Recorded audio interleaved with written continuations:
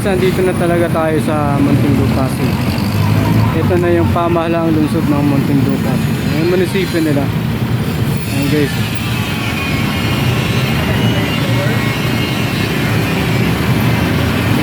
Ayan yung Muntinlupa.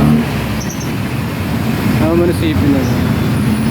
Ayan yung katapat nila yung ano, yung meron ditong hospital yata. Medical Center of Muntinlupa. Ayan guys, oh.